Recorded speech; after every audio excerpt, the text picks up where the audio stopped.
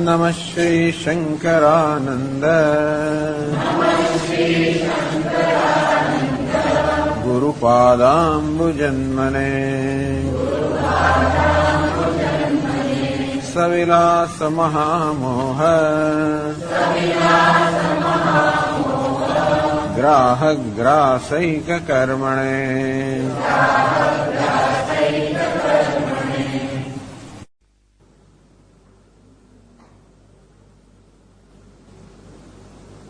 इठ्यासीमा श्लोक थी। तथा च विषयानंदः वासनानंद इत्यमो आनंदौ जनयन्नास्ते ब्रह्मानंद स्वयं प्रभः श्रुतियुक्त्यनुभूतिभ्यः स्वप्रकाशचिदात्मके ब्रह्मानंदे सुप्तिकाले सिद्धे सत्यन्यदा शृणु य आनंदमय सुप्तौ सविज्ञानमयात्मता गत्वा स्वप्नं प्रबोधं वा प्राप्नोति स्थानभेदतः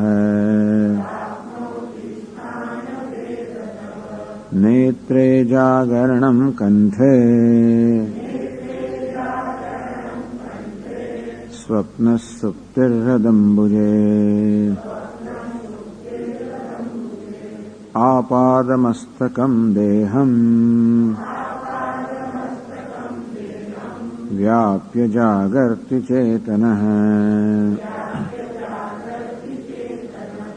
देहतादात्म्यमापन्नः तप्तायः पिण्डवत्ततः अहं मनुष्य इत्येवम् निश्चित्यैवावतिष्ठते उदासीनः सुखी दुःखी इत्यवस्थात्रयमेत्यसौ सुखदुःखे कर्मकार्ये त्वौदासीन्यं स्वभावतः बाह्यभोगान् मनोराज्यात् सुखदुःखे द्विधा मते सुखदुःखान्तरालेषु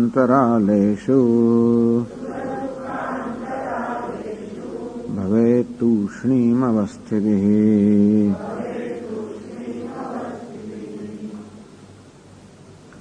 આ શ્લોકમાં ગ્રંથકાર બતાવવા માંગે છે કે જાગ્રત અવસ્થામાં પણ બ્રહ્માનંદનો અનુભવ થતો હોય છે। દેહ તાદાત્મ્યમાપન્નઃ તપ્તાયઃ પિંડવત તતઃ અહમ મનુષ્યઃ ઇત્યેવમ નિશ્ચિત્યૈવ અવતિષ્ઠતે। 92મા શ્લોકમાં કહ્યું દેહ તાદાત્મ્યમાપન્નઃ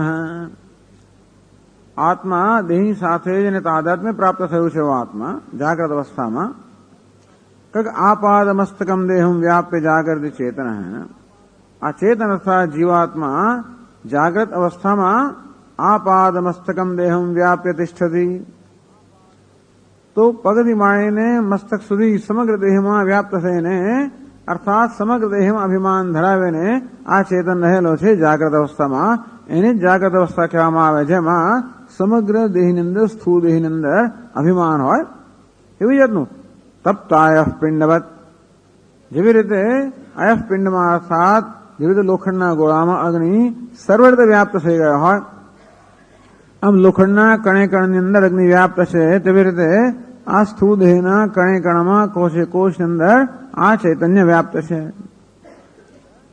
વ્યાપ્ત એટલે કે અહમ એવું અભિમાન ધરાવનાર, અહમ મનુષ્ય હિતી. તો મનુષ્ય તો આ દેહનો ધર્મ છે, પરંતુ આ દેહમાં વ્યાપ્ત હોવાને કારણે, દેહમાં અહમભાવ હોવાને કારણે, વ્યાપ્ત હોવું એક વસ્તુ છે, અહમભાવ હોવો બીજી વસ્તુ છે. અર્થાત ચૈતન્ય દેહમાં વ્યાપ્ત હોય અને છતાં પણ અહમભાવથી મુક્ત હોઈ શકે. જો દેહ અને ચૈતન્ય બે વચ્ચેનો વિવેક હોય તો વ્યાપ્ત હોય પણ અહમભાવ ન હોય બને.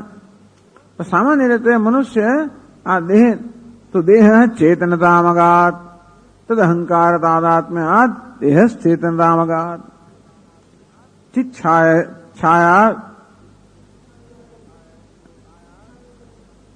છાયા અહંકારયોરૈક્યમ તપ્તાય પિંડવન્મતમ. તો છાયાના અહંકાર અને ચિત છાયાના અહંકારનું ઐક્ય છે. એને કારણે પેલા અહંકાર તો કે ચૈતન્યથી ચેતનવંતો બને અને એ દ્વારા આ દેહ ચેતનવંતો બને. તો દેહમાં ચેતનતા હોવાના કારણે સ્વાભાવિક દેહને આત્મા માની લેવામાં આવે. આ રીતે દેહમાં અહમ બુદ્ધિ સામાન્ય રીતે મનુષ્ય ધરાવતો હોય અને મનુષ્ય દેહનો ધર્મ છે, માટે મનુષ્ય હું મનુષ્ય છું. આ પ્રકારે નિશ્ચિત કોઈ પ્રકારનો સંશય નથી. પોતે મનુષ્ય એ વસ્તુમાં કોઈ પ્રકારનો સંશય નથી. અવતિષ્ઠતે જાગ્રત અવસ્થામાં આ પ્રકારની સ્થિતિ હોય છે. એને કારણે જેવી દેહની અવસ્થા તેવી પોતાની અવસ્થા. ઉદાસીન સુખી દુઃખી ઇતિ અવસ્થાત્રયમ એતિ અસૌ.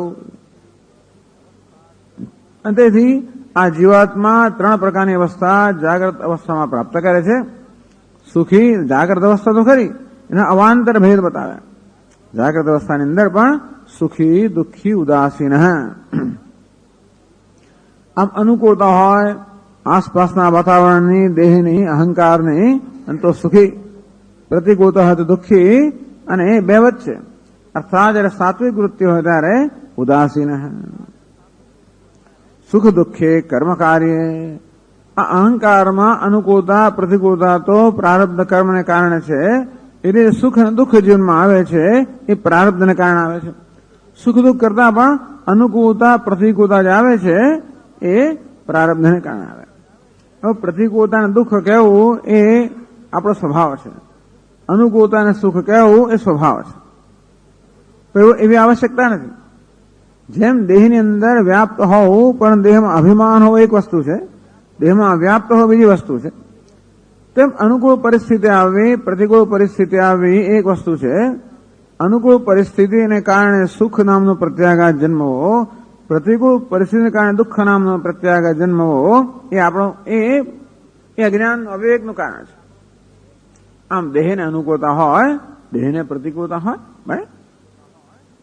ઠંડી, ગરમી, સગવડ, અગવડ, ભૂખ, તરસ, વ્યાધિ, જરા, વૃદ્ધાવસ્થા, આ દેહની અવસ્થાઓ છે. માટે પ્રતિકૂળતા હોય.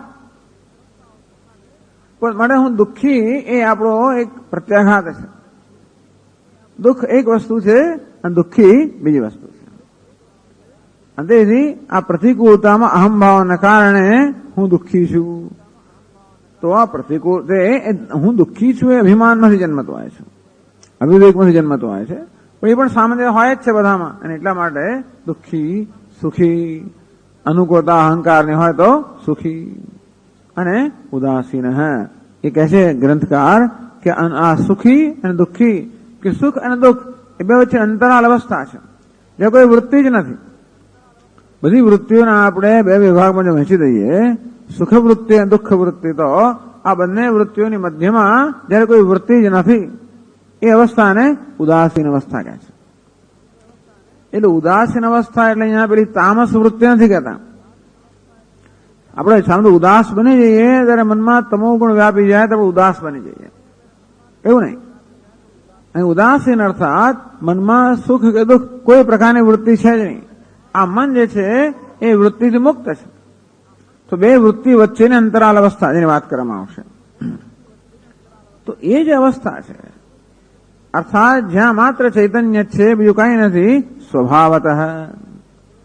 આમ ચૈતન્ય તમારો સ્વભાવ જ છે. તો સુખ નામની વૃત્તિ જન્મે ત્યારે એમાં અહમભાવના કારણે હું મારી જાત સુખી કહું. દુઃખ નામની વૃત્તિ જન્મે એમાં અહમભાવના કારણે હું દુઃખી કહું. કોઈ વૃત્તિ ન હોય ત્યારે અહમભાવ ન હોય ને, એટલા માટે ઉદાસીનતા કહેવામાં આવી. જ્યારે સુખ નામની વૃત્તિ પણ નથી, દુઃખ નામની વૃત્તિ પણ ના હોય, એવો જો કાળ આવે ત્યારે મન બધી વૃત્તિથી મુક્ત છે, શાંત છે, અને ત્યારે ઉદાસીન, અને ત્યારે માત્ર ચૈતન્ય જ છે, એટલે કશામાં અહમભાવ કરવા જેવું છે નહીં. અથવા શાંત અવસ્થા, શાંતોહમ, હું શાંત છું, તો એને ઉદાસીન અવસ્થા કહેવામાં આવી. આ જે છે સ્વભાવતઃ, એટલે મનનો સ્વભાવ પણ શાંત જ છે. અથવા આ બે વૃત્તિને વચ્ચે જે છે ચૈતન્ય, એ વાસ્તવમાં આપણો સ્વભાવ છે.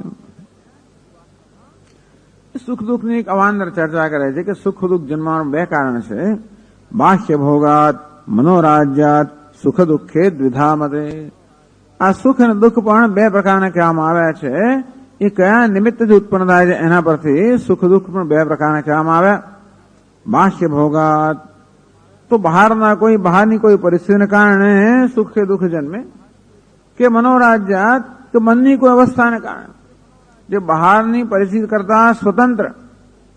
સામાન્ય રીતે આપણા મનમાં જે વૃત્તિઓ જન્મે એ બહારની પરિસ્થિતિને કારણે જન્મતી હોય. તો ક્યારેક આપણે બસ આપણી દુનિયામાં ખોવાઈ ગયા હોઈએ ત્યારે આપણું મન અનેક પ્રકારનો વિચાર કરતો હોય. ક્યારેક એ વિચારો ગમે એવા હોય, ક્યારેક વિચારો ન ગમે એવા પણ હોય. મનોરાજ્યમાં બે પ્રકારના હોઈ શકે. ઘણા સ્વપ્નો પણ એવું આવે કે જાણે બહુ દુઃખ પડ્યું, મને બહુ દુઃખ પડ્યું, કામણ આવીને પેલા આમ કરું ને આમ કરું, જાત એમ જાગ્રત અવસ્થામાં પણ થઈ જાય. ઘણી વાર આપણું મન વિચારે ચડી જાય, આમ થશે તો શું, અને પેલું થશે તો શું, અને ફલાણું થશે તો શું, અને પરીક્ષામાં પાસ નહીં થયું શું, આમ નહીં થયું શું, પેલો મારા સાહેબ આમ કહેશે તો એમ કરી કરીને પણ પોતાના આવી રીતે મનોરાજ્ય અર્થાત માત્ર મનની અંદર જે કલ્પનાઓ થતી હોય એ કલ્પના પણ ક્યારેક સુખદાયક હોય, ક્યારેક કલ્પના દુઃખદાયક હોય. અને તેથી આ પ્રકારે મનની કલ્પનાને કારણે સુખ દુઃખ જન્મે, કે બહારની પરિસ્થિતિને કારણે સુખ દુઃખ જન્મે. તરી ઔદાસીન્યમ કદા સ્યાત. તો ઔદાસીન જે આપ કહો છો, ઉદાસીન ક્યારે થાય? એટલે કહ્યું 94મા શ્લોકમાં બીજી પંક્તિમાં, સુખ દુઃખાંતરાલેષુ ભવે તૂષ્ણીમ અવસ્થિતિ. આ સુખ અને દુઃખ એકે વૃત્તિ જયારે ના હોય, અર્થાત બંને વૃત્તિના અંતરાલ, એટલે એક વૃત્તિ બંને વૃત્તિનો અંતરાલ એટલે વચ્ચેનો ગાળો. એક વૃત્તિ શાંત થઈ ગઈ છે, બીજી વૃત્તિ જે ઉઠી નથી, એ બે ગાળો છે ને અંતરાલ અવસ્થા કહેવામાં આવે. કલ્પના કરો કે જો કે સામાન્ય રીતે આ વૃત્તિનો ગાળો આપણે જોઈ શકતા જ નથી હોતા.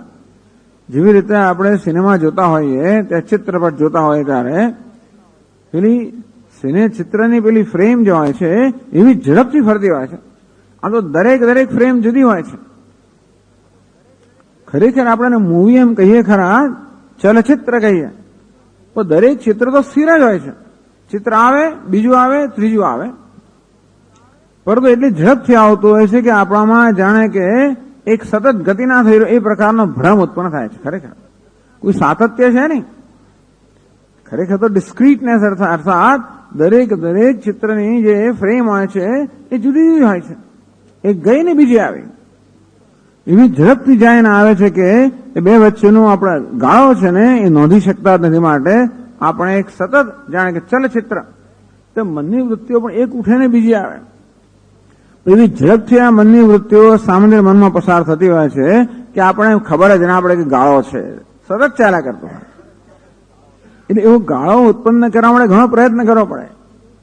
એટલે એક સવારે ક્લાસમાં કહેલું કે એવી રીતે આપણે મનની અંદર હવે આપણે પોતાની વૃત્તિ સ્થાપિત કરીએ. ઓમ નમઃ શિવાય, ઓમ નમઃ શિવાય, ઓમ નમઃ શિવાય, ઓમ નમઃ શિવાય, કે જે કે આપણો મંત્ર હોય, ઓમ ઓમ ઓમ એમ કરતા કરતા, અને સાથે જયારે ભક્તિભાવપૂર્વક કરવામાં આવે અને તેથી જયારે ભાવના પણ ભળે ત્યારે આપણું મન શાંત થઈ જાય. અને ત્યારે પછી ધીમે ધીમે ઓમ નમઃ શિવાયની ગતિ પણ જયારે ધીમી ધીમી થતી જાય, અને પછી આપણે નોંધતા જઈએ કે એક ઓમ નમઃ શિવાય ગયું, બીજું ઓમ નમઃ શિવાય આવ્યું, અને ત્યારે વચ્ચેની જે નાનકડો ગાળો હોય એની આપણે નોંધ લઈ શકીએ મન જયારે શાંત હોય ત્યારે. અને ધીમે ધીમે એ ગાળા પર જ આપણે ધ્યાન કેન્દ્રિત કરીએ તો ધીમે ધીમે પછી શાંતિ, ઓમ નમઃ શિવાય, શાંતિ, ઓમ નમઃ શિવાય, શાંતિ, ઓમ નમઃ શિવાય, શાંતિ, શાંતિ, શાંતિ. આ પ્રકારે આ બે વૃત્તિ વચ્ચેની શાંત અવસ્થા છે એ અવસ્થાને પ્રાપ્ત કરવાનો એક સુંદર ઉપાય બતાવ્યો, જપ. ઈષ્ટ દેવતાનો જપ, ભક્તિભાવપૂર્વક જપ થતો હોય ત્યારે આપણું મન પણ શાંત થઈ જાય, સ્વસ્થ થઈ જાય, કોઈ પ્રકારનું રિએક્શન અર્થાત પ્રત્યાઘાત ન હોય. નહીં તો સામાન્ય રીતે આપણો વિચાર જન્મે ત્યારે વિચાર પ્રત્યે આપણો પ્રત્યાઘાત હોય. વિચાર અણગમતો હોય તો અણગમો જન્મે, વિચાર ગમે એવો હોય તો ગમાનો પ્રત્યાઘાત જન્મે. એને કારણે આપણે સ્વસ્થ હોતા નથી. પરંતુ જયારે વિચાર જન્મે ને કોઈ પ્રત્યાઘાત ન હોય, આપણે પ્રસન્ન હોઈએ. જે વિચાર જન્મતો હોય પ્રસન્ન હોઈએ ત્યારે એ પ્રસન્ન અવસ્થામાં આપણે ધીમે ધીમે મનનું નિરીક્ષણ કરી શકીએ અને એક વૃત્તિ શાંત થઈ અને બીજી વૃત્તિ ઉઠે એની વચ્ચે જે સૂક્ષ્મ ગાળો હોય એની પણ નોંધ લઈ શકીએ. આપણું મન સૂક્ષ્મ થયું એ ચર્ચા ગ્રંથકાર પોતે જ કરશે. પણ સુખ દુઃખાંતરાલેષુ ભવે તૂષ્ણીમ અવસ્થિતિ. તો આ બે વૃત્તિના અંતરાલ અવસ્થામાં તૂષ્ણીમ અર્થાત શાંત અવસ્થા હોય છે. અને તે વખતે ઔદાસીન્યમ, તો તે વખતે ઔદાસીન્ય એટલે કે પ્રસન્નતા. તો ઔદાસીન પ્રસન્નતા એવો અર્થ કરીએ તો સારો. ત્યારે મનમાં પ્રસન્નતા હોય છે. તો સુખ અને દુઃખ આ બંને અંતરાલ અવસ્થામાં મનમાં પ્રસન્નતા છે.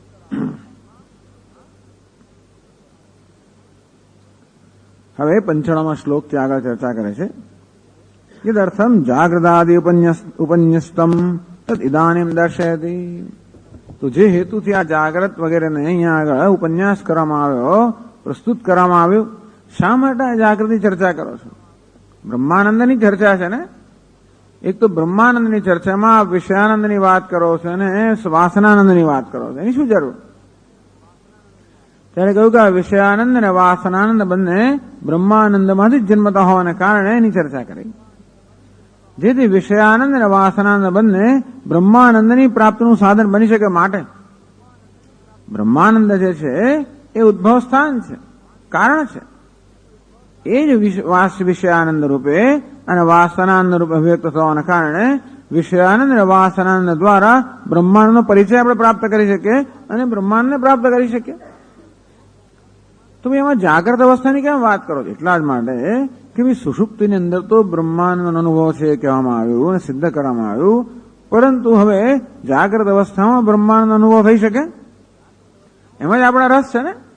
સુષુપ્તિમાં હશે બ્રહ્માનંદ અને સારું છે, પણ તેથી આપણે કઈ લાભ નથી. આપણે તો જાગ્રત અવસ્થા આપણી મનની સભાનતા હોય અને બ્રહ્માંડનો અનુભવ થતો હોય એ આપણે જોઈએ. બસ એ પ્રાપ્ત કરવા માંગે છે ગ્રંથકાર. જે દરેકની ઈચ્છા હોય છે કે જાગ્રત અવસ્થામાં બ્રહ્માનંદનો અનુભવ કેમ થાય અને કેમ જાળવી રાખીએ અને કેમ નિષ્ઠ બનીએ. તો એ મુખ્ય હેતુ છે, એને માટે બધી ચર્ચા કરવામાં આવી. યદર્થમ જાગ્રદાદિ ઉપન્યસ્તમ, જે હેતુથી જાગ્રત સ્વપ્ન વગેરે ઉપન્યાસ કરવામાં આવ્યો, આપણી સમક્ષ પ્રસ્તુત કરવામાં આવ્યું, તદ ઇદાનીમ દર્શયતિ, એ હવે આ 95મા શ્લોકમાં બતાવે છે.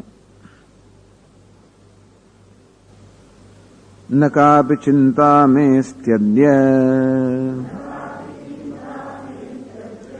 સુખમાસૈતિ બ્રુવન ઔદાસીન્યે નિજાનંદ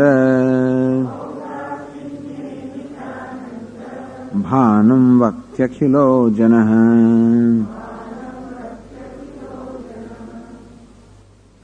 અખિલો જન, આ દરેક વ્યક્તિનો અનુભવ છે. અત્ર અખિલ શબ્દ સમેષામ અનુભવ ગોચરત્વમ. આ 95 શ્લોકમાં અખિલો જન, પ્રત્યેક મનુષ્ય, અખિલ શબ્દ વાપર્યો જેમાં કોઈ બાકી ન રહે, બધાનો અનુભવ છે. આ પ્રત્યેક મનુષ્યનો અનુભવ ક્યારેક છે કે દરેકનો અનુભવ હોવાને કારણે એમાં કોઈ વિવાદ નથી. એટલા માટે આ 95 શ્લોકમાં આ પ્રકારનું વર્ણન છે. જો કોઈક એવા હોય જેનો અનુભવ થતો જ ના હોય તો આ કહી ના શકાય. તેના કાપી ચિંતા મે અસ્તિ અદ્ય સર્વોપી જન અદ્ય ઇદાનીમ મમ કાપી ચિંતા નાસ્તિ. દરેકને આવી ક્ષણ આવતી હોય છે કે અમને કોઈ ચિંતા નથી. ગૃહાદિ વિષયા ચિંતા નાસ્તિ. ઘરની કે કોઈ બધું ઘરનું કામ થઈ ગયું હોય, જે કે આપણે ઈચ્છતા હોય બધું થઈ ગયું હોય, ઘરનું બધું કામ થઈ ગયું, બધા જમી રહ્યા થઈ ગયું, વાસણ કુસણ ફલાણું બધું થઈ ગયું, કામ પતી ગયું. અને હવે બીજું કશું કરવાનું સવાર નથી માથા પર, તો માથા પર બીજ સવાર હોય જ પાછું નહીં તાર. એટલે વિચાર કરો, એવું નથી કે માણસો બહાર વેપાર ધંધો કરતા હોય એટલા માટે જ સતત વ્યસ્ત હોય. ઘરમાં લોકો વ્યસ્ત હોય, સતત કઈ ને કઈ હોય જ. આ પૂરું થયું એટલે પછી પેલો દીકરો સ્કૂલમાંથી આવે, એને લેવા જવાનું હોય, પછી બસ પર ઉભા રહેવાનું, પછી એને લઈ આવવાનું, પછી એ પોણો કલાક 1.5 કલાક થયો, પછી જરા કઈ થયું વળી પાછું એને ભણાવો 2 કલાક, પતિ પાછો ઘેર આવે ને પાછું એમ કરતા કરતા સવારથી 7 સુધી ચાલ્યા કરે. ઘણી વાર તો આખો દિવસ 24 કલાક, આખો 12-14 કલાક દિવસમાં એક ક્ષણ મળે નહીં કે બધું થઈ ગયું, હજુ આ બાકી. સામાન્ય રીતે તો મનમાં આ બાકી છે, પેલું બાકી, એવું જ થયા કરે. પછી નસીબદાર હોય તો ક્યારેક આપણને આવો પણ અનુભવ થાય કે બધું થઈ ગયું. અદ્ય ઇદાનીમ મમ કાપી ચિંતા નાસ્તી. કોઈ રવિવાર હોય, કંઈક હોય કે ભાઈ પેલો દીકરો આજે કંઈક બહારગામ ગયો, ધારો કે પતિ એના વેપાર માટે બહારગામ ગયો છે, ચાલો તો ઘરમાં રસોઈ કે બનાવે જ નહીં, એ તો ચાલો આમ શું ખાધું, સિરિયસ દૂધ ખાઈ લીધું, કંઈક ખાખરા ખાઈ લીધા, કોણ માથાકૂટ કરે પાછી, છોડવાને. કોઈક વાર દિવસ આવો સમય મળી જાય દરેક વ્યક્તિને. અને ત્યારે ગૃહાદિ વિષય ચિંતા નાસ્તી. તો ઘરની કે કોઈની ગૃહાદિ કહ્યું ને, ઘર ઉપરાંત અનેક પ્રકારની ચિંતા હોય લોકોને. બાળકોની ચિંતા હોય, પતિની ચિંતા હોય, મહેમાનોની ચિંતા હોય, અનેક પ્રકારની ચિંતા હોય. ક્યારેક એવો સમય કોઈ પ્રકારની ચિંતા નથી. કોઈ ટેલિફોન નથી, ટેલિફોન કાઢી નાખ્યો, પેલા પ્લગ મારી છોડો, એ પણ કાઢી નાખ્યો, સાંભળવો જ નથી, એવું થઈ જાય. ન કાપી ચિંતા મેં અસ્તિ અદ્ય. મને કોઈ પ્રકારની ચિંતા નથી. એટલે એવું નથી કે આપણે એવું થઈ જાય, આપણે જાતે કરીએ એના કરતા એવું થઈ જાય કે હા બસ બધું કામ પતી ગયું, હવે આપણે કંઈ કરવાનું નથી, 2 કલાક કશું જ નથી કરવાનું. સુખમ આસે. અને તેથી બસ સુખમ યથા ભવતી તથા તિષ્ઠામી. અને માટે બસ હું સુખેથી બેઠેલો છું, આડા પડીએ, ચોપડી લઈને વાંચીએ, એવું કઈ કરીએ. આ લક્ઝરી જાતો હતી. આમ હવે તો કોઈ જયારે મને કહે કે સ્વામીજી આમ તો આડો પડીને આમ વાંચું, ખરેખર લક્ઝરી છે આડા પડવું અને કંઈક બીજું વાંચવું.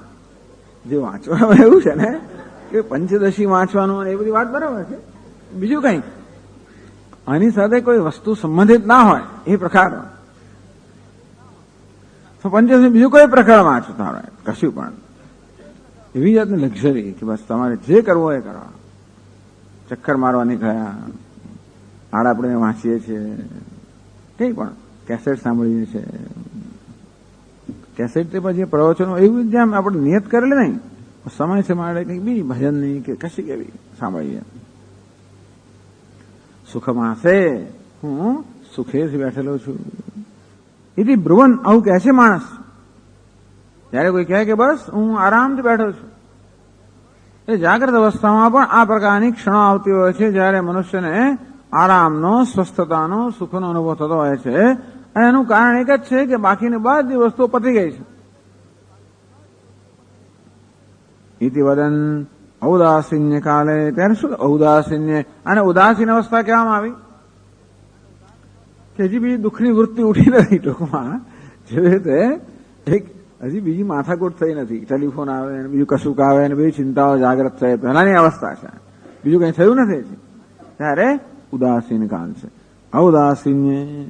તો આ પ્રકારે મને ઉદાસીન અવસ્થા છે. બધું ક્લાસમાં જવાનું એ પણ અવસ્થા ટૂંકમાં, એમાં પણ માથાકૂટ હોય. એટલે એ પણ કઈ નથી. આજે મંગળવાર છે, શુક્રવાર છે, ફલાણો વાર છે, કઈ કેવું છે, સ્વામી બહારગામ ગયા છે, ચાલો એવું સારું પડી જાય છે. ભલે ફરિયાદો થતી હોય ઉનાળાની વગેરે, પણ 4 મહિના ના હોય ને કે 3-3.5 મહિના, ત્યારે એક નિરાશ હોય.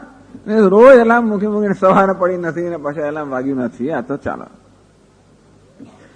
એટલે સવાર તો થાય પણ રાત્રે જ આપણને આમ આનંદ થાય કે ચાલો હવે એલાર્મ નથી મૂકવાનું, સવારે વહેલા ઉઠવું જ પડે એવું નથી. અને એટલે આમ રાત્રે આડા પડે આપણે વાંચતા હોઈએ, વાંચતા સુતા હોઈએ, કઈ કેસેટ કઈ થતું હોય એવું બને.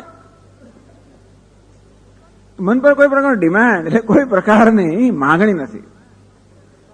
એટલે કે બે બહારથી માગણી હોય કે અંદરની માગણી હોય, આપણા મનને વિક્ષિપ્ત કરનારી બે વસ્તુ છે. બહારથી કોઈ કકડાટ કરતું હોય તો આપણું મન જ કકડાટ કરે, પેલું બાકી રહ્યું, પેલું બાકી, આ કશું જ ના હોય. એટલે એમણે કે બાહ્ય ભોગાત મનોરાજ્યાત, બહારની કોઈ પરિસ્થિતિ આપણે વિક્ષિપ્ત કરનાર નથી, મનની કોઈ પરિસ્થિતિ વિક્ષિપ્ત કરે ના હોય એવું સમય જે છે ને ઔદાસ્ય. મન શાંત છે, પ્રસન્ન છે, સ્વસ્થ છે, એને ઔદાસીન્ય કહેવામાં આવે. એ ક્ષણો જે છે એ નોંધ લેવા જેવી છે. એટલા માટે આ ગ્રંથકાર કહે છે નિજાનંદ ભાનમ વક્તિ અખિલો જન. અને ત્યારે જે સ્વસ્થતાનો, શાંતિનો, પ્રસન્નતાનો, સુખનો અનુભવ થાય એ ક્યાંથી આવે છે? એના માટે બીજું કોઈ કારણ નથી. એ તો તમે સ્વસ્થ છો માટે ચોપડી લો છો. ઘણી વાર તો આપણે સાંભળતો હોય, મન વિકસિત હોય, કેસેટ સાંભળી જુદી વાત છે. પણ ઘણી વાર તો નિરાશ છે એટલા માટે તમે ચાલો છાપું વાંચો, ચોપડી વાંચો, કશું વાંચો, એવી થોડી ક્ષણ મળી ગઈ તમને. ચાલો શું કહે છે, ક્રિકેટમાં શું થયું, પેલામાં શું થયું, ફલામાં એવું. બાકી તો પાના ખોલવાનો સમય જ ના હોય તમને, વચ્ચેના પાના ઉપરની હેડલાઇન વાંચી ના વાંચીને છાપું આવ્યું ગયું તો ગયું, બીજી દાડા પછી જતું રહે, પછી બીજું છાપું આવે. ક્યારેક ઔદાસીન્ય કાલે સ્વરૂપાનંદ સ્ફૂર્તિ બ્રુતે. અને ત્યારે પ્રત્યેક મનુષ્ય આપણે ક્યારેક ક્યારેક કહેતા હોય છે કે બસ મને હું પ્રસન્ન છું, ત્યારે ખરેખર તો નિજાનંદ ભાનમ વક્તિ, એવું જયારે કહે ત્યારે ખરેખર તો એ નિજાનંદનો અર્થાત સ્વાત્માનંદનો એટલે બ્રહ્માનંદનો અનુભવ કરી રહ્યો છે. અખિલો જન, દરેક મનુષ્ય ગમે તેવો હોય તો પણ આવી કોઈ ક્ષણો આવતી હોય છે દરેકના જીવનની અંદર. અસ્ય નિર્વિવાદત્વમ ચ દ્યોતયતે, એટલે આ નિર્વિવાદ વસ્તુ છે કે આ દરેકનો અનુભવ છે. અતઃ જાગરણ અવસ્થામાં નિજાનંદ ભાનમસ્તિ અવગંતવ્ય અભિપ્રાય. તેનો ભાવ એ છે કે જાગ્રત અવસ્થાની અંદર પણ નિજાનંદ બ્રહ્માનંદનું ભાન છે, બ્રહ્માનંદનો અનુભવ છે, એવું દરેક જણાએ જાણવું જોઈએ. એટલે આપણને અનુભવ છે જ નહીં એવું નથી. સ્વામી દયાનંદ મહારાજની ભાષામાં કહીએ તો દેટ મોમેન્ટ ઓફ હેપીનેસ, એક સુખની પળ આવી જતી હોય છે જયારે આપણે બધું ભૂલી જતા હોઈએ. એવું બને ક્યાં તો બધું પતી ગયું છે, બીજું કોઈ માથાકૂટ નથી, માટે આપણે સ્વસ્થ છીએ, અથવા સુખની કોઈ પળ આવે ને આપણે બધું ભૂલી જઈએ એવા ક્ષણે પણ એ બ્રહ્માનંદનો અનુભવ છે. નનુ ઔદાસીન્ય અવભાસમાનસ્ય નિજાનંદત્વે તસ્ય બ્રહ્માનંદત્વાદ પૂર્વોક્તા વાસનાનંદતા ન સ્યાદ. પણ આપે તો આવી પરિસ્થિતિની આગળ વાસનાનંદ રૂપે વર્ણન કર્યું કે આપણે ઊંઘમાંથી ઉઠ્યા છીએ અને હજી ઉભા થયા નથી, એવી જે થોડીક પળો હોય છે તે વખતે આપણને પેલા સુષુપ્તિના બ્રહ્માનંદની વાસના અનુભવ થઈ રહ્યો હોય તો ટૂંકમાં આ ઉદાસીન કાળમાં અર્થ તો તુષ્ણીમ અવસ્થાની અંદર કે શાંત અવસ્થામાં જ અનુભવ થાય, એને આપે પહેલા તો વાસનાનંદ કહ્યો. અત્યારે આપણે નિજાનંદ કહી રહ્યા છો, આત્માનંદ કહી રહ્યા છો, બ્રહ્માનંદ, એ તો એવું કેમ? તો કે નહીં, આ વાસનાનંદ જ છે. અહંકાર સામાન્યાવૃતત્વાત ન બ્રહ્માનંદતા. આ ગ્રંથકાર બહુ સુંદર રીતે આખા વિષયને ધીમે ધીમે ઉપસાવે છે. એ જ્યાં લઈ જવા માંગે છે આપણને એના માટે પ્રશ્નો પૂછીને, એ તો આ તો ટીકાકાર આ બધા પ્રશ્નો કરેલા છે, પણ આ પ્રશ્નો અંદર રહેલા છે, એમ કે ધીમે ધીમે આ ગ્રંથકાર આપણને જ્યાં પહોંચાડવા હોય ત્યાં પહોંચાડી રહ્યા છે. તો કે વાસનાનંદ કેમ કહેવાય? સામાન્ય અહંકાર સામાન્ય આવૃતત્વાદ. તો કે આ પ્રસન્ન અવસ્થામાં, ઉદાસીન અવસ્થામાં, તુષ્ણ અવસ્થામાં, શાંત અવસ્થામાં પણ એક સામાન્ય અહંકાર છે. અને એને કારણે અને બ્રહ્માનંદ નહીં કહીએ પણ વાસનાનંદ જ કહીશું. ન બ્રહ્માનંદ પરિહરતી. તો વાત સાચી છે કે આ બ્રહ્માનંદ નથી પણ વાસનાનંદ છે. એ 96મા શ્લોકમાં કહે છે અહમસ્મીત્યહંકાર સામાન્યાચ્છાદિતત્વતઃ નિજાનંદો ન મુખ્યોયમ કિંત્વસૌ તસ્ય વાસના. અહમ અસ્મી એટલે અહંકાર સામાન્ય આચ્છાદિત તત્વતઃ, હું છું એ પ્રકારનું ભાન ત્યારે પણ હોય છે. એટલે અહંકાર સામાન્ય દેવદત્તોહમ ઇત્યાદિ વિશેષ અહંકાર હૈ. અહંકારને એક સામાન્ય અવસ્થા કહી, અહંકારને વિશેષ અવસ્થા કહી. હું દેવદત્ત છું, ફલાણો ફલાણો છું, આ પ્રકાર વિશેષ અહંકારને વિશેષ અવસ્થા કહી. હું છું એને અહંકારની સામાન્ય અવસ્થા કહી. હવે દેહની જયારે સભાનતા હોય ત્યારે હું દેવદત્ત છું. દેવદત્ત એટલે વ્યક્તિનું નામ, ત્રાહિત માણસ.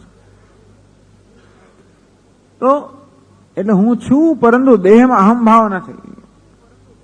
જાગ્રત અવસ્થાની અંદર પણ એવી પળો આવતી હોય જ્યારે જાગતા હોઈએ ખરા પણ દેહમાં અહમ ભાવ નથી. આ દેહમાં અહમ ભાવ ન હોય તો કેટલું વારંવાર હોય છે. આપણે કોઈ વસ્તુની આપણો મન કશામાં પરોવા ગયો ત્યારે દેહમાં અહમ ભાવ નથી હોતો. એટલે આપણે લખતા હોઈએ, વાંચતા હોઈએ, કંઈ વિચારતા હોઈએ, ટીવી કશું જોતા હોઈએ, ટૂંકમાં આપણું મન કશી પ્રવૃત્તિમાં પરોવાઈ ગયેલું હોય ત્યારે પણ આપણને તે વખતે દેહનું ભાન નથી હોતું.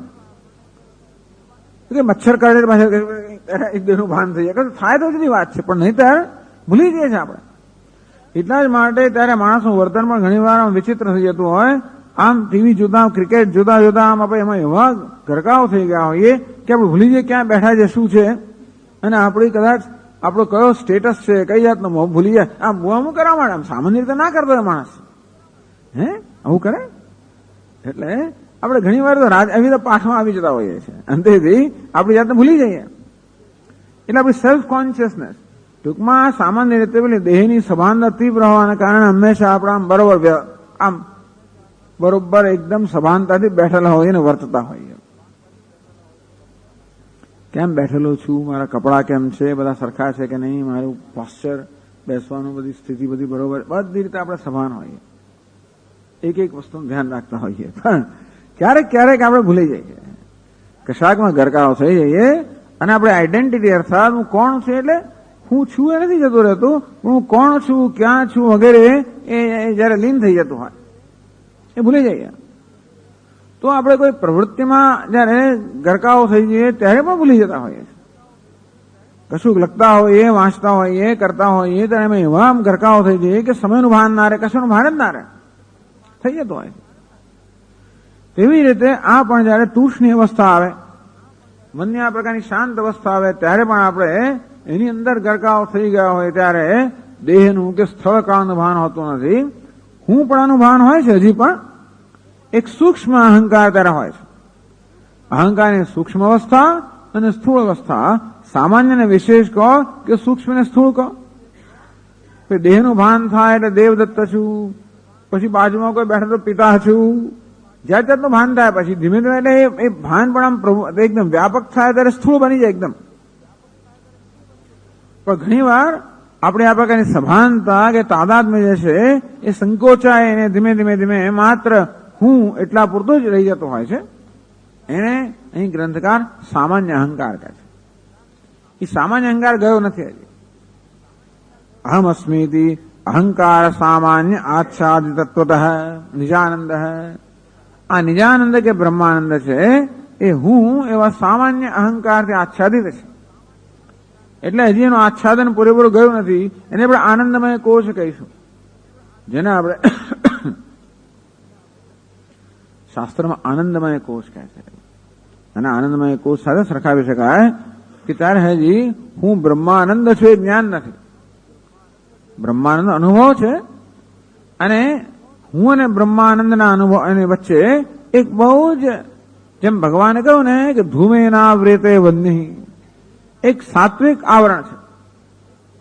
બાકી તો સામે બ્રહ્માંડ ને આપણી વચ્ચે તમોગુણનું આવરણ હોય, રજોગુણનું આવરણ તો બહુ અંતર હોય. સત્વગુણનું એકદમ સૂક્ષ્મ આવરણ છે. ધૂમે ના વ્રેતે વન્ની, જેવી રીતે અગ્નિ પેલા ધુમાડાથી છવાઈ ગયો હોય, અગ્નિનો અનુભવ થાય, અગ્નિ સ્પષ્ટ દેખાય ને એવી જાતની સ્થિતિ, તેવી રીતે અહીં પણ આ બ્રહ્માંડનો અનુભવ છે.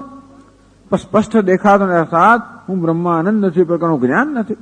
એટલું જ ખૂટે છે, અનુભવ છે. દેવદત્તોહમ ઇત્યાદિ વિશેષ શૂન્યેન અહમ અસ્મિત એવમ રૂપેણ અહંકાર સામાન્ય આવૃતત્વાદ, હું છું એમ એક વ્યક્તિત્વનું ભાન છે સૂક્ષ્મ. તેથી આ નિજાનંદ છે કે બ્રહ્માનંદ જે અનુભવ રહ્યો છે એમાં પણ આ પ્રકારના અહમ કે હું પણ એક સામાન્ય કે સૂક્ષ્મ સભાનતા હોવાને કારણે એ નિજાનંદ એટલો છવાઈ ગયો છે, આવૃત થયો, ઢંકાઈ ગયો છે. ન મુખ્યો એમ, તેથી આ મુખ્ય આનંદ નથી, નિજાનંદ કે બ્રહ્માનંદ મુખ્ય અર્થમાં નથી. તરી તસ્ય કેમ રૂપતા, ત્યારે આનંદનો કયા રૂપનો આનંદ છે, અર્થાત આનંદ કેવો છે એને શું કહી શકાય? ત્યારે કે છે કિંતુ અસૌ તસ્ય વાસના, પરંતુ આ તો બ્રહ્માનંદની વાસના છે. બ્રહ્માનંદ ક્યારે કહેવામાં આવે છે? જ્યારે હું બ્રહ્માનંદ છું એ પ્રકારનું જ્ઞાન હોય, એટલે કે હું અને બ્રહ્માનંદ વચ્ચે કોઈ પ્રકારનો વ્યવધાન ના હોય, વ્યવધાન અંતરાય ના હોય. એટલે અજ્ઞાનનો અંતરાય છે. એટલા જ માટે જે અહંકાર સામાન્ય અહંકાર છે, પણ અજ્ઞાનની ઉપજવાના કારણે એટલો અંતરાય છે.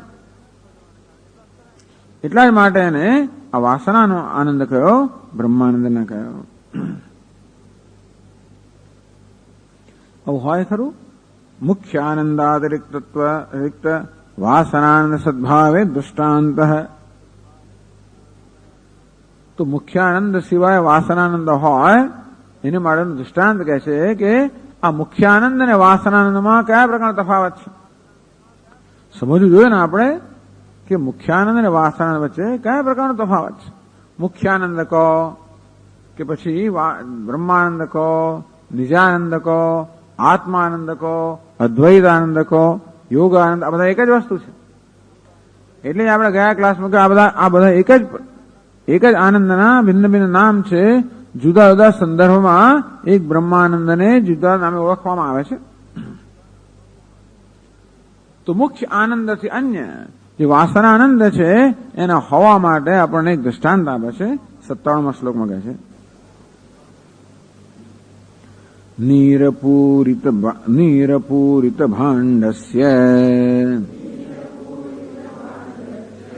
બાહ્યે શૈત્યમ ન તજ્જલમ કિંતુ નીરગુણસ્તેન નીરસત્તાનુમીયતે. નીરપૂરિત ભાંડસ્ય જલપૂર્ણ કુંભસ્ય, એક માટલાની અંદર પાણી ભરેલું છે, ઠંડુ પાણી માટલામાં ભરેલું છે. નીરપૂરિત ભાંડસ્ય બાહ્ય શૈત્યમ, તો આપણે માટલાને અડકીએ બહારથી તો પણ આપણને ઠંડક લાગે ને. બહિર્ભાગ સ્પર્શનેન ઉપલભ્યમાનમ યત શૈત્યમ અસ્તિ, તો કે માટલું હોય અથવા તો ગમે તે દેઘડો હોય, ધારો કે એટલે પિત્તળનો હોય કે તાંબાનો હોય કે ગમે તે, એની અંદર ઠંડુ પાણી ભરેલું, પાણી જ ભરેલું હોય. પાણી ઠંડુ જ હોય સામાન્ય રીતે, આસપાસના વાતાવરણ કરતા પાણી ઠંડુ હોય.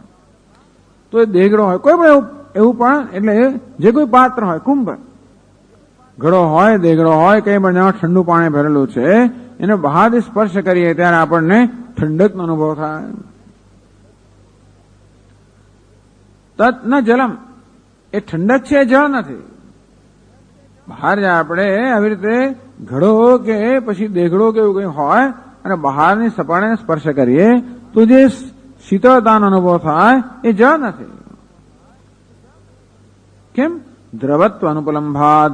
જળ કોને કહેવાય? જે વહેતું હોય ને જળ કહેવાય. પ્રવાહી જે હોય ને જળ કહેવાય ને. તો બહારની શીતળતા કરી પણ પ્રવાહી પણ નથી. જળ કોને કહેવાય? જે શીતળ પણ હોય ને પ્રવાહી પણ હોય એને જળ કહેવાય. ગમે તે શીતળ વસ્તુને જળ ના કહેવાય, બરફને જળ ના કહેવાય, આઈસ્ક્રીમને જળ ના. ઘણી બધી ઠંડી વસ્તુઓ આજકાલ એ જમાનામાં તો પાણી સિવાય બીજું ઠંડુ એ હશે જ નહીં. એ દિવસ આ 700 વર્ષ પહેલાની વાત છે ને, ત્યારે તો આઈસ્ક્રીમ વગેરે નહીં જ હોય. બરફ પણ ખબર જ હશે કે નહીં હોય, એમના અનુભવમાં હશે કદાચ. પણ ક્યાં દક્ષિણ ભારતમાં બરફ શું હોય, ઠંડી જ નહીં પડતી, પડતી હશે. પણ એટલે એમનો ઠંડીનો અનુભવ આવું છે. જળની શીતળ સાંભળ્યું કે કાશ્મીરમાં બરફ પડે છે એ દિવસ વગેરે વગેરે. પણ એટલે ઠંડાના અનુભવનો આ દ્રષ્ટાંત આપ્યું કે આવી રીતે કોઈ જળના પાત્રમાં ઠંડુ જળ ભરેલું હોય અને બહારથી સ્પર્શ કરે ત્યારે જે શીતળતાનો અનુભવ થાય છે એ શીતળતા જળ નથી, કારણ કે એમાં પ્રવાહી પણ નથી.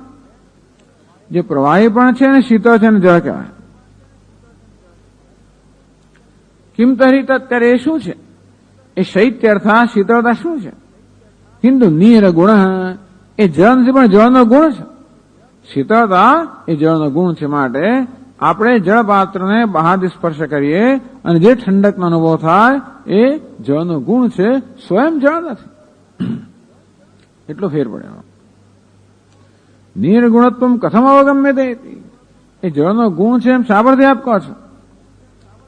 તેને નીર સત્તા અનુમીયતે, કારણ કે એ ઠંડકથી કહી શકીએ કે અંદર ઘડામાં પાણી છે. આ ઘડામાં પાણી છે કે નહીં ખબર કેમ પડે?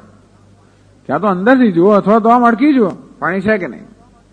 તેને નીર સત્તા અનુમીયતે, એ ઠંડકથી આપણે અનુમાન કરી શકીએ કે અંદર પાણી છે.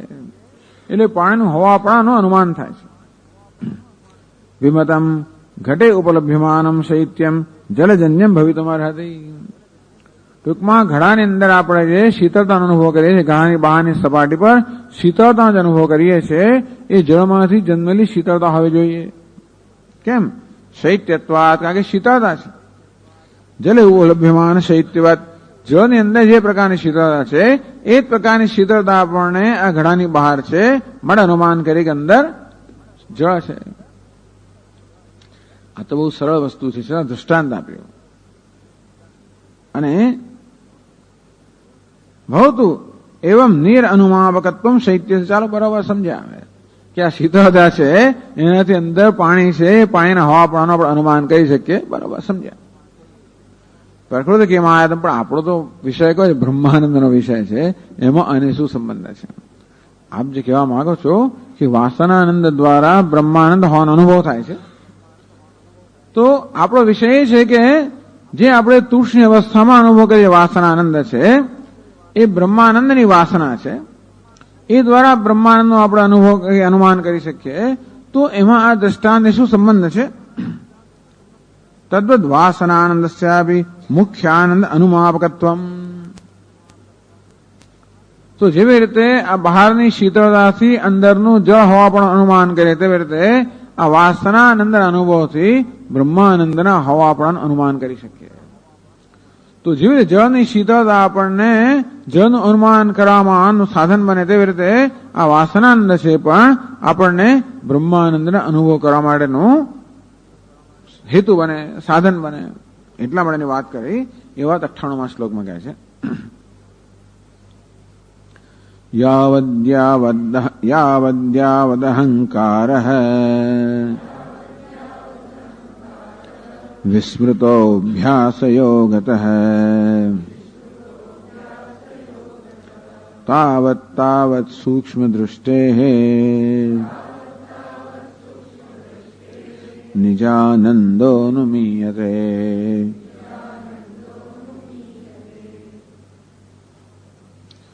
यावत् यावत् अहंकारः विस्मृतः अभ्यासयोगतः तावत् तावत् सूक्ष्मदृष्टेः निजानन्दः अनुमीयते. अभ्यासयोगतः यावत् यावत् अहंकारः विस्मृतः. तो પેલામાં તો અહંકારની વિસ્મૃતિ થઈ ગઈ. તૂષ્ણ અવસ્થાની અંદર અહંકારની લગભગ વિસ્મૃતિ થઈ ગઈ. ટૂંકમાં જ્યારે કોઈ પ્રકારની ચિંતા મનમાં ન હોય, જે કંઈ કરવાનું એ બધું થઈ ગયું હોય, એ પ્રકારનો સંતોષ હોય, અને બીજા કોઈ પ્રકારની ચિંતા મન પર સવાર જ્યારે ન હોય, અને વળી આપણે જાગ્રત અવસ્થામાં હોઈએ, ત્યારે પણ આપણો અહંકાર બહુ જ સૂક્ષ્મ થઈ ગયો હોય છે. નહીતર તો ભાઈ પત્ની છું, પતિ, આ પ્રકારની વસ્તુ યાદ રહ્યા જ કરે. આ કરવાનું છે, પેલું કરવાનું છે, આ બાકી રહી ગયું, પેલું બાકી રહી ગયું, એવું જયારે વિચાર કરીએ ત્યારે માં છું, દીકરી છું, પત્ની છું, પતિ છું, પિતા છું, કઈ ને કઈ પણ કશું કરવાનું બાકી ન રહી ગયું હોય એ અવસ્થાની અંદર હું કેવો છું? પિતા નથી, પત્ની નથી, પુત્ર નથી, પતિ કઈ પણ નથી. અર્થાત એ પ્રકારનું ભાન જતો રહ્યું છે. બાકી હું પણ ભાન રહ્યું છે, પણ આ વિશેષ કે સ્થૂળતા રહી નથી. તો ત્યારે તો પ્રારબ્ધને કારણે આપણી એ અહંકારનો અક્ષય થઈ ગયો છે. અહંકાર સૂક્ષ્મ થઈ ગયો છે. એ જ વસ્તુ આપણે પ્રયત્નપૂર્વક કરી શકીએ. ટૂંકમાં આપણા રોજબરોજના અનુભવનો નિર્દેશ કરવાનો હેતુ એ છે કે જે વસ્તુ અનાયાસે થતી હોય છે આપણે પ્રયત્નપૂર્વક કરી શકીએ. અત્યારે તો સુખ અનાયાસે થતું હોય એટલે કે એની પળ આવી જતી હોય છે. સુખ આપણે પોતે એનો નિર્ણય કરી શકતા નથી. આપણે નક્કી ના કરીએ કે સુખ બીજી ક્ષણ હશે કે નહીં, પણ ભાઈ ઈચ્છે કે આપણે સુખના માલિક હોવા જોઈએ, ગુલામ ના હોવા જોઈએ. અત્યારે તો આપણે ગુલામ છે અને તેથી જો કર્મ હોય ને પ્રારબ્ધ કર્મ હોય, પુણ્ય કર્મ પાકે તો વળી આપણે કોઈ સુખની ક્ષણ મળે, બાકી તો કઈ ખબર નથી. બસ એટલે યોગ શાસ્ત્રનો હેતુ એ જ છે કે જે વસ્તુ અત્યારે અનાયાસે થાય છે એ આપણે પ્રયત્નપૂર્વક કેમ કરીએ જેથી આપણે ઈચ્છાથી કરી શકીએ, ઈચ્છાથી હું સુખી બની શકું. અભ્યાસ યોગત અભ્યાસ યોગ યુક્તેન ચેતસા નાન્યગામિના પરમમ પુરુષમ દિવ્યમ યાદિપાથાનુચિંતયન અભ્યાસેન તો કૌંતેય વૈરાગ્યેન ચ ગૃહ્યતે.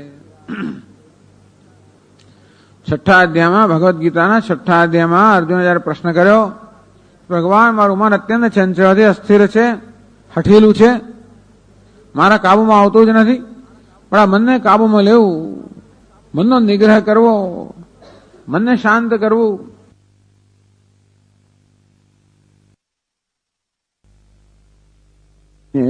વાયો દુષ્કરમ. ભગવાન આ તો મનનો નિગ્રહ કરવો એ વાયુને પકડવા જેવું છે. આ મનને પકડવું અને પકડીને જકડવું અશક્ય છે. આ વાયુને પકડીને જકડવો એના જેવું અશક્ય લાગે છે. વાત સાચી છે અર્જુન તારી. અસંશયમ મહાબાહો મનો દુર્નિગ્રહમ ચલમ. એ મહાબાહો તારી વાત સાચી છે કે અમારે અત્યંત ચંચળ છે અને માટે નિગ્રહ કરવો, એને પકડવું, એને રોકવું. આ મનની ગતિ એવી ચાલી જ જાય છે કે એને કઈ કરી શકતો નથી, કે મનને રોકી શકતો નથી. અરે વાત સાચી છે, મનને રોકવું અત્યંત કઠિન છે, અશક્ય નથી. શેને શક્ય બનાવી શકાય? અભ્યાસેન તો કૌંતેય વૈરાગ્યેન ચ ગૃહ્યતે. અભ્યાસ અને વૈરાગ્યથી મનને રોકવું શક્ય છે. આ મનના વિચારોની કે વૃત્તિઓનો પ્રવાહ જે ઝડપથી વહી રહ્યો છે, ધીમે ધીમે ધીમે આપણે એને ધીરો કરતા કરતા, શાંત કરતા કરતા રોકી પણ શકીએ એવી શક્યતા છે કે અભ્યાસ અને વૈરાગ્ય. તો એટલે અભ્યાસ યોગત. આ અભ્યાસ અને વૈરાગ્ય શબ્દો યોગ શાસ્ત્રમાંથી આવે છે. અભ્યાસ અને વૈરાગ્યાભ્યામ એટલે મનનો નિગ્રહ થઈ શકે એવું યોગ શાસ્ત્રમાં કહ્યું છે.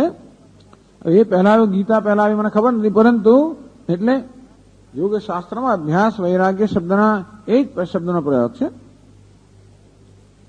અભ્યાસ યોગત.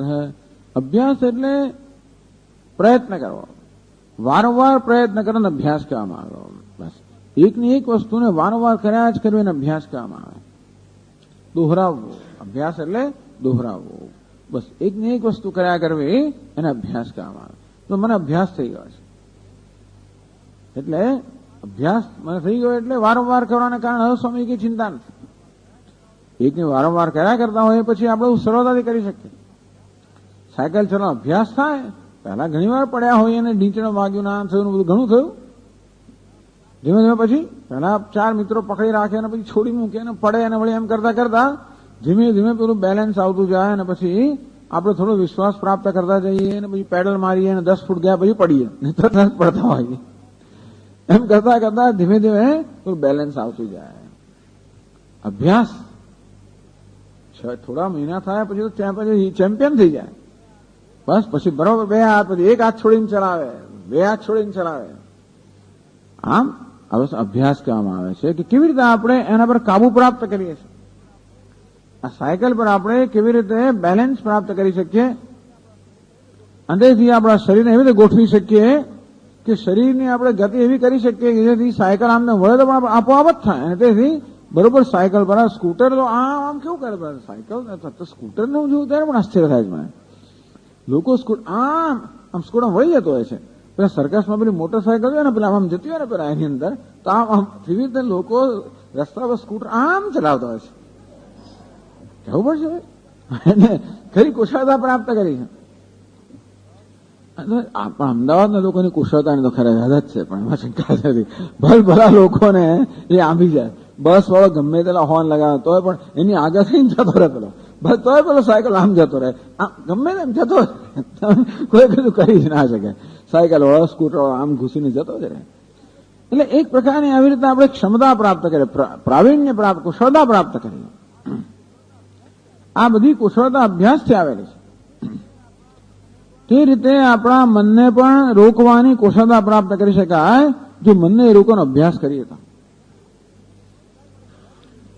એટલા જ માટે જપ જે છે એ બહુ ઉપયોગી વસ્તુ છે. કારણ કે આ એક ને એક વસ્તુ દોહરાવવી, ઓમ ઓમ ઓમ, રામ રામ, કોઈ પણ નામ હોય મંત્ર દોહરાવે કરે પણ અભ્યાસ કરે. ઓમ નમઃ શિવાય, ઓમ નમઃ શિવાય, ઓમ નમઃ શિવાય, ઓમ નમઃ શિવાય, અભ્યાસ એક વસ્તુ દોહરાવે કરે. અને આગળ પોતે જ કહે છે ગ્રંથકાર ગીતાના બધા શ્લોકો ટાંકીને કે મન જયારે બહાર જતો રહે વળી પાછું લઈ આવો, બહાર જતો રહે પાછું લઈ આવો, જતું રહે પાછું લઈ આવો. અભ્યાસ અને વૈરાગ્ય, જ્યાં ગયું ત્યાંથી એને છૂટું કરવું વૈરાગ્યથી અને પાછું અહીંયા જોડવું. બે વસ્તુ કરવાની. મન ક્યાંક જોડાઈ જાય આસક્તિને કારણે એમાં વૈરાગ્ય દ્વારા છૂટું કરવું અને અહીંયાને જોડવું, છૂટું કરવું અને જોડવું. આ પ્રકારે મનને એકના એક જ વિષયની અંદર પ્રવૃત્ત કરવાનો, કેન્દ્રિત કરવાનો અભ્યાસ અને અભ્યાસ કરવામાં આવે છે.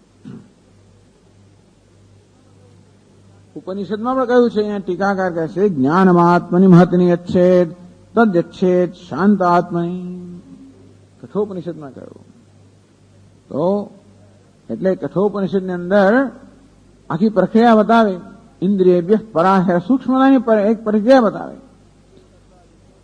ઇન્દ્રિયો કરતા વિષયો સૂક્ષ્મ છે, એના કરતા મન સૂક્ષ્મ, એના કરતા બુદ્ધિ સૂક્ષ્મ છે, એના કરતા મહત સૂક્ષ્મ છે, એના કરતા અવ્યક્ત સૂક્ષ્મ, એના કરતા પરમાત્મા સૂક્ષ્મ છે.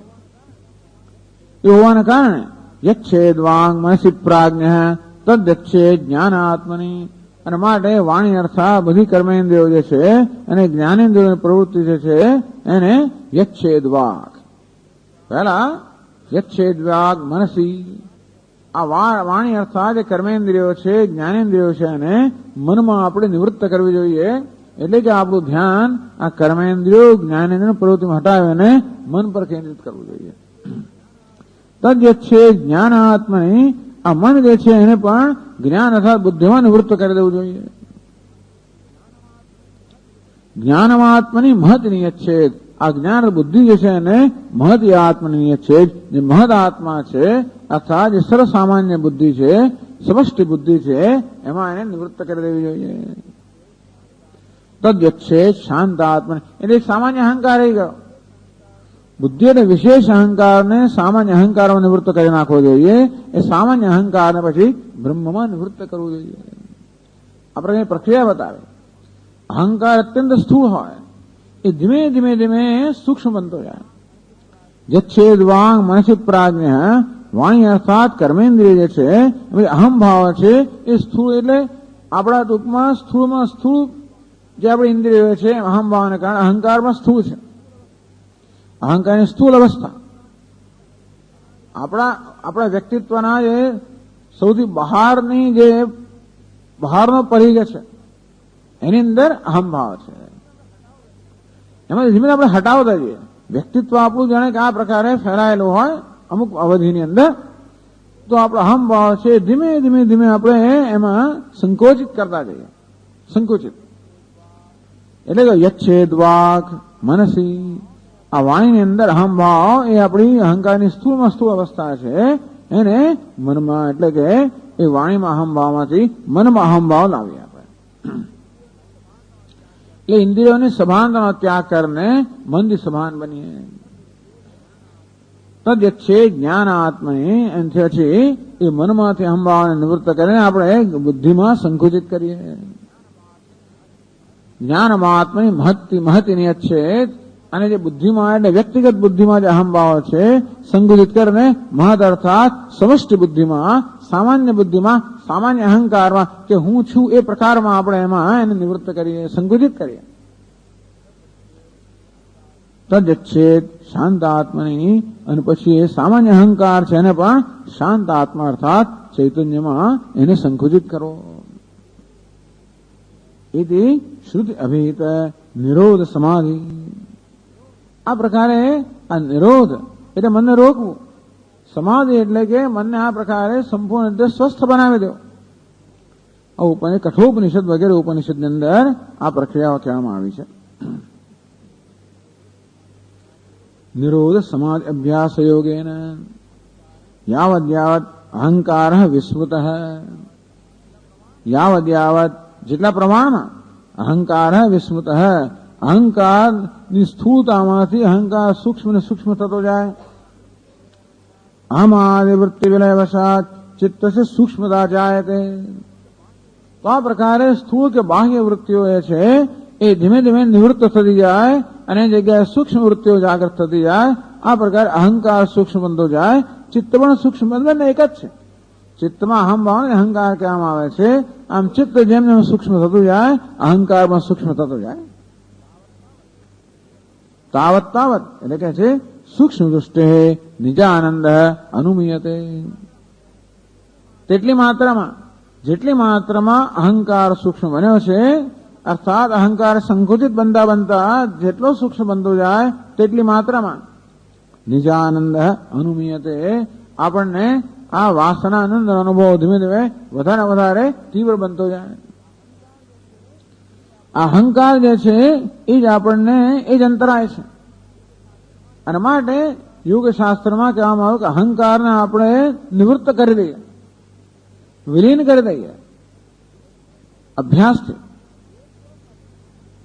વિવેકપૂર્વકનો અભ્યાસ. આ રીતે જેમ જેમ આપણા વ્યક્તિત્વના સૂક્ષ્મ અને સૂક્ષ્મતા સ્તરની અંદર આપણે સંકુચિત થઈ જઈએ તેમ અહંકાર અંતરાય જે સૂક્ષ્મ થતો જાય તેમ તેમ આપણે અને બ્રહ્માનંદ વચ્ચે જે અંતરાય છે એ ઓછું થતું તેમ તેમ બ્રહ્માનંદનો વધારે વધારે અનુભવ થતો જાય.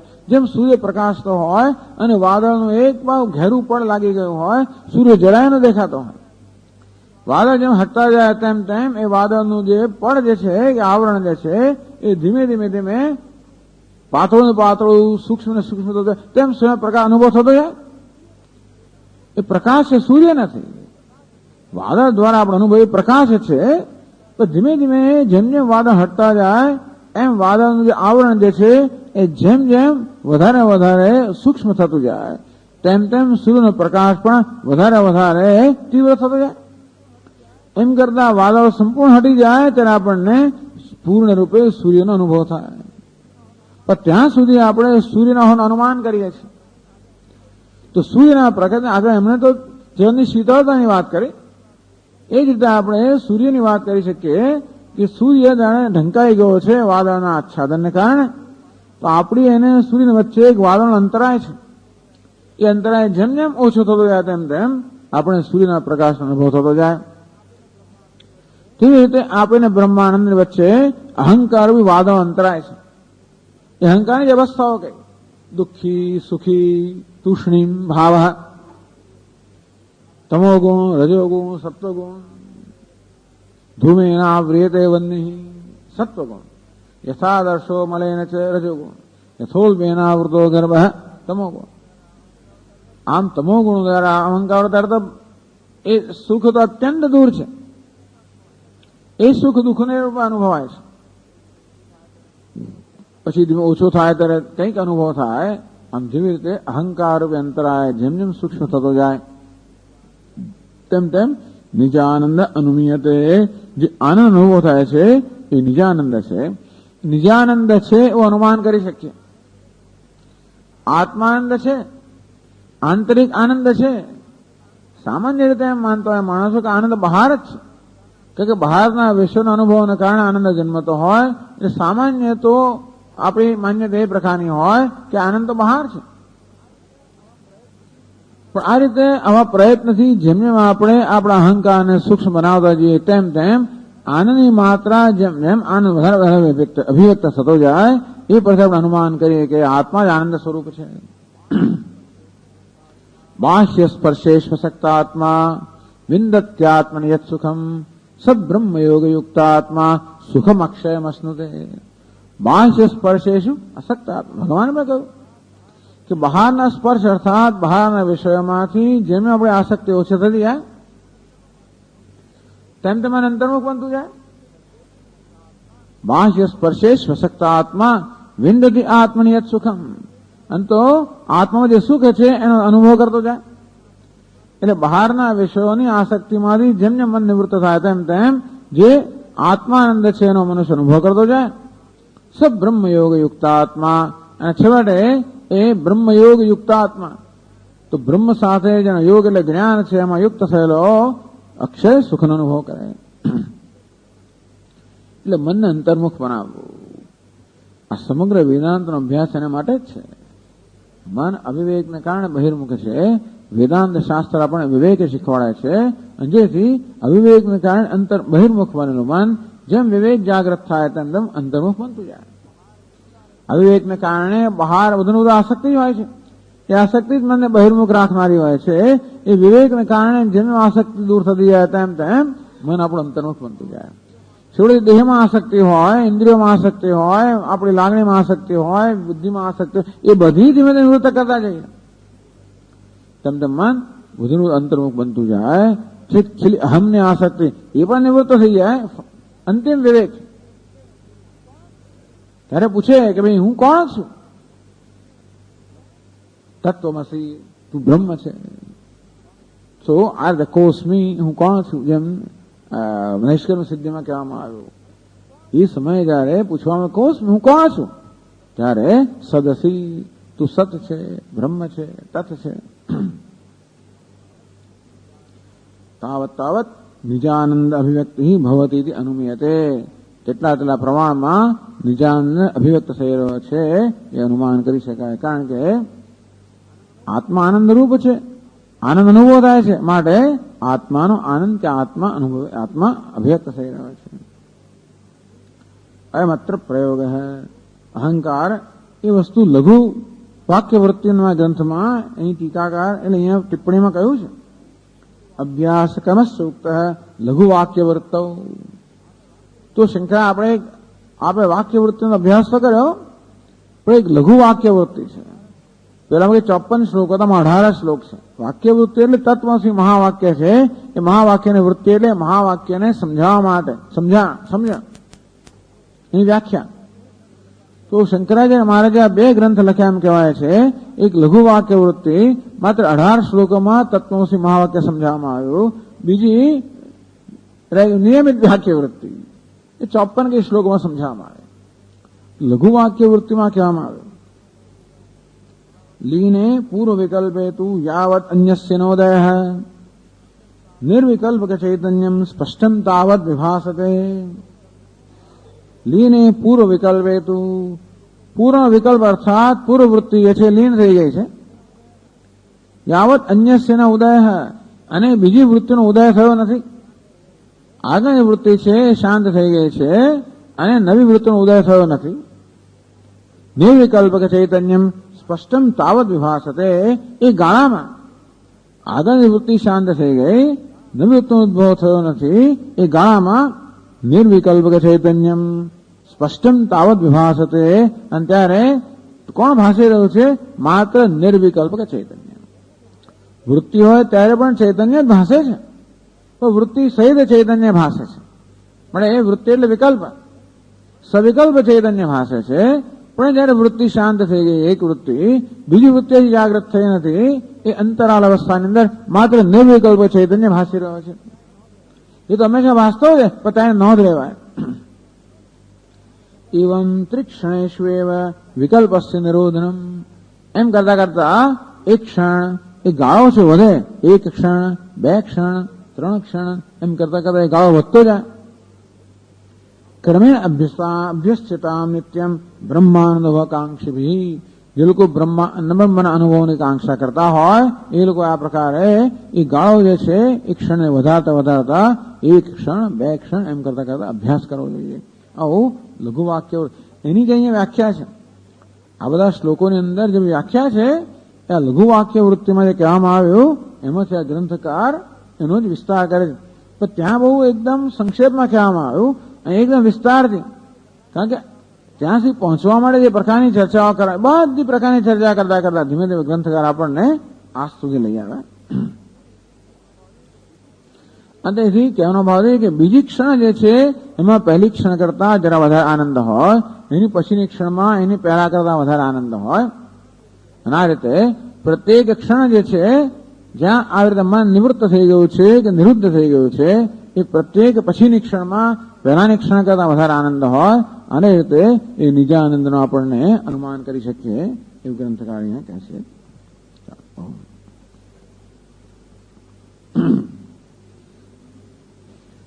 ઓમ પૂર્ણમદઃ પૂર્ણમિદં પૂર્ણાત પૂર્ણમુદચ્યતે પૂર્ણસ્ય પૂર્ણમાદાય પૂર્ણમેવાવશિષ્યતે. ઓમ શાંતિ શાંતિ શાંતિ. શંકરં શંકરાચાર્યં કેશવં બાદરાયણં सूत्रभाष्यकृतौ वन्दे भगवन्तौ पुनः पुनः.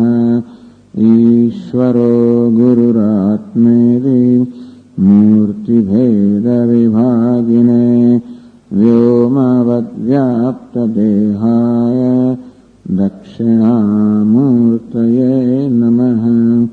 ॐ शान्ति शान्तिः. हरिः ॐ. श्रीगुरुभ्यो